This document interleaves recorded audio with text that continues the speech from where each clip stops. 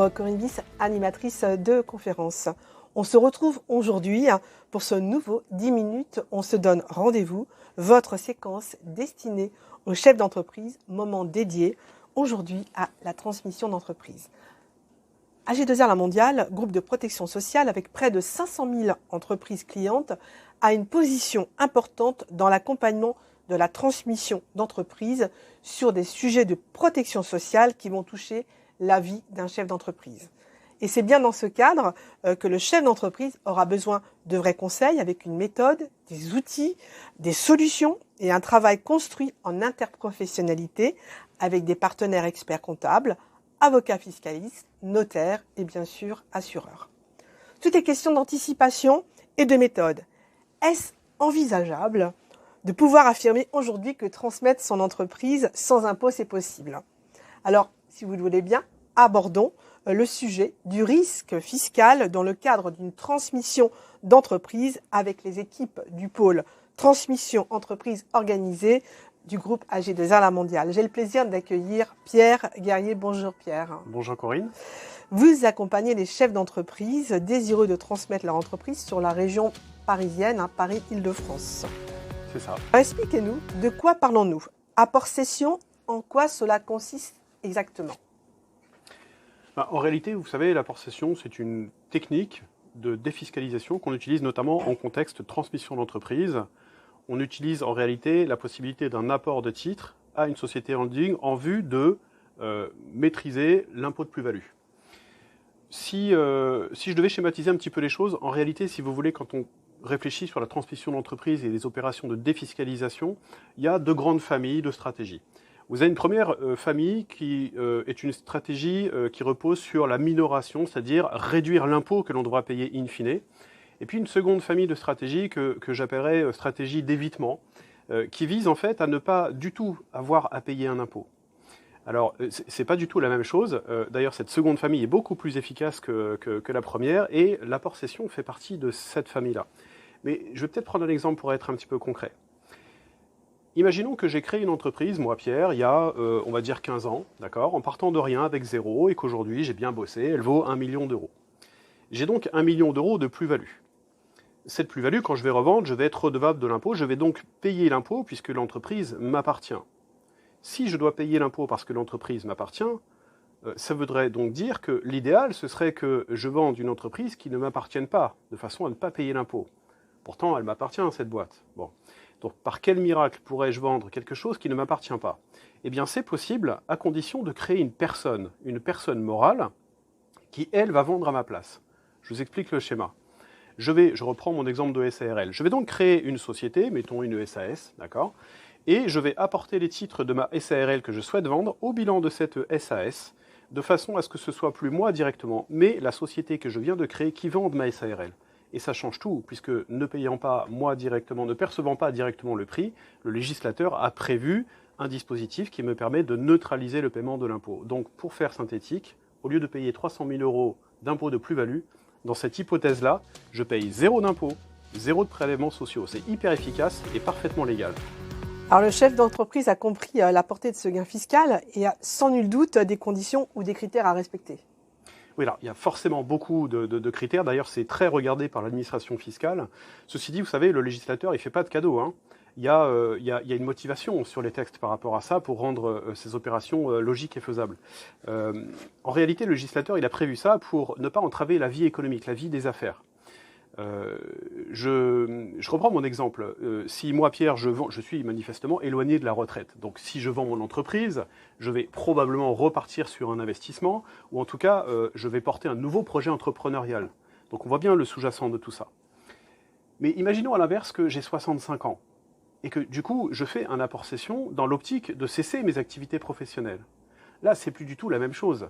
Je peux faire un apport-cession, mais je ne retravaille pas derrière. Donc, dans les deux cas de figure, le vérificateur de Bercy, qu'est-ce qu'il va faire? Il va regarder en fait le timing des opérations.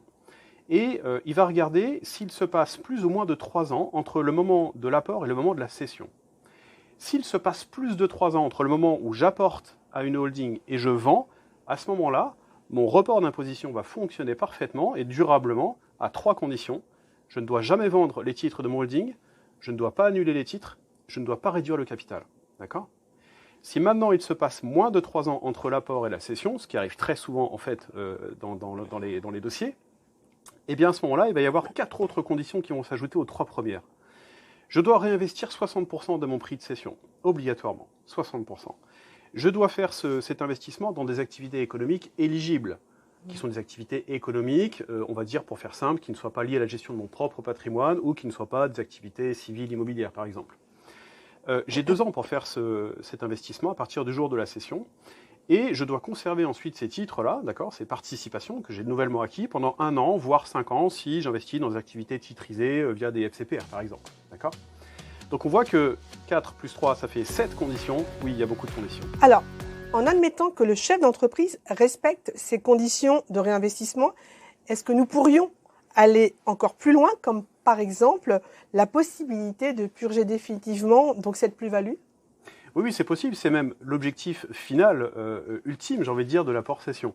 Ceci dit, ça va se concevoir uniquement dans des transmissions à titre gratuit, c'est-à-dire par succession ou donation. Par succession, tout simplement parce qu'une fois que vous avez monté votre apport-cession, vous allez porter votre report d'imposition, ça peut durer ad vitam comme ça, personne n'étant éternel, un jour vous ne serez plus là, et donc votre holding, la valeur résiduelle de votre holding, va effectivement intégrer la dévolution successorale, donc il y aura évidemment des droits de succession à payer, mais la plus-value que vous portiez auparavant sera définitivement purgée. Si vous donnez les titres de votre holding, de la même façon, les titres donnés vont purger l'imposition qui est latente sur ces titres-là, à condition toutefois que les donataires, ceux qui reçoivent, conservent ces titres-là pendant au moins 5 ans, voire même 10 ans si c'est réinvesti en FCPR. Donc oui, c'est possible. On peut même d'ailleurs combiner tout ceci avec la possibilité de réserver un usufruit, auquel cas la purge de plus-value ne concernera que la fraction de titre qui sera transmise en nue propriété. Alors à vous écouter, ces conditions sont nombreuses, voire complexes à respecter, mais concrètement, préconisez-vous le recours à cette technique d'apport-cession à vos clients ? Alors ça, en fait, oui, effectivement, est-ce que je préconise à mes clients ? C'est vraiment la vraie question, Corinne, parce qu'effectivement, l'apport-cession, c'est tout à fait piégeux. En revanche, le piège, on ne l'identifie peut-être pas là où il se trouve vraiment, puisqu'on va tout de suite penser, en fait, au respect des conditions qu'on vient de voir, donc un piège fiscal, en fait. Pour moi, ça, c'est pas forcément un sujet, puisqu'en réalité, si vous vous faites accompagner par des professionnels du conseil qui portent cette expertise-là, vous allez sécuriser votre dossier. Donc ce n'est pas forcément le gros sujet. D'ailleurs, chez AG2R Mondial, nous avons développé un réseau interprofessionnel pour pouvoir sécuriser notre conseil avec notamment des avocats et des notaires spécialisés. Pour moi, le vrai risque, il est patrimonial. Et je vais vous expliquer pourquoi. Si vous avez bien suivi, effectivement, le principe de l'apport-cession aboutit finalement à ne pas récupérer un seul euro de cette transmission d'entreprise. Et pourtant, il faut quand même bien vivre. Donc finalement, la tentation serait de prendre du dividende depuis sa holding. Mais vous ne ferez pas ça. Vous ne ferez pas ça parce que ça n'a tout simplement pas de sens. Si vous prenez du dividende, vous allez finalement payer un impôt qui sera supérieur à l'impôt que vous avez justement cherché à éviter en faisant un apport-cession. Donc vous ne ferez pas ça. Et pourtant, vous avez besoin d'argent. Donc mon point, c'est de vous dire ceci. Vous pouvez absolument céder aux sirènes de la défiscalisation, mais avant de céder aux sirènes de la défiscalisation, il faut absolument faire un travail d'analyse patrimoniale. Et notamment, identifier quels sont vos projets de vie, projets personnels, familiaux, essayez d'estimer le coût de ces projets de vie, d'accord ? Et ensuite modéliser l'évolution de votre patrimoine par période de vie. Si vous faites ce travail-là avec des équipes spécialisées, vous allez pouvoir répondre à 2 questions. Est-ce que je peux me permettre de faire un apport-cession ? Et surtout, sur quelle volumétrie ? Je vais reprendre mon exemple là pour terminer, pour être clair sur ce point-là. Donc moi, Pierre, je vends mon entreprise qui vaut 1 million d'euros. Je fais ce travail d'analyse patrimoniale par le projet de vie qui est préalable. Et j'arrive à identifier qu'il me faut 400 000 euros net de tout dans la poche pour pouvoir vivre mes projets de vie. Donc si j'ai besoin de 400 000 euros net de tout, il va falloir que je vende à peu près, grosso modo, 600 000 euros de valeur de titre. D'accord ? Ça veut donc dire que j'ai encore 400 000 euros de valeur de titre sur mon million, sur lesquels je sais que je peux faire un apport-cession en toute sécurité patrimoniale. Et je vais finir par ça. C'est contre-intuitif ce que je vais vous dire. Mais en réalité, si j'avais fait un apport-cession sur la totalité, mon patrimoine aurait été 200 000 euros supérieur. Et j'aurais été en difficulté financière parce qu'il aurait été 200 000 euros supérieur. Parce qu'en réalité, il aurait été supérieur, mais j'aurais eu un problème de finance du quotidien par manque de liquidité. Merci Pierre Guerrier pour cet exposé clair et concis. Nos chefs d'entreprise, bien sûr, ont compris la nécessité de faire appel à un expert. Alors comment vous contacter ?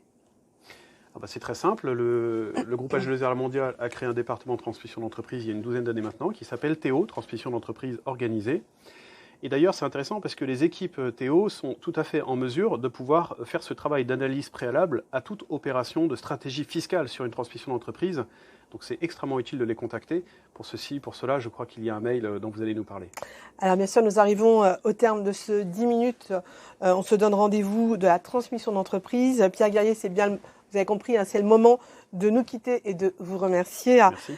Vous souhaitez en savoir plus sur l'accompagnement personnalisé proposé aux chefs d'entreprise.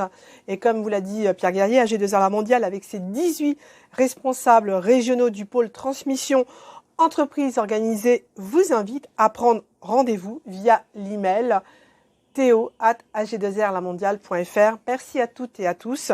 À très bientôt pour un prochain numéro de la transmission d'entreprise.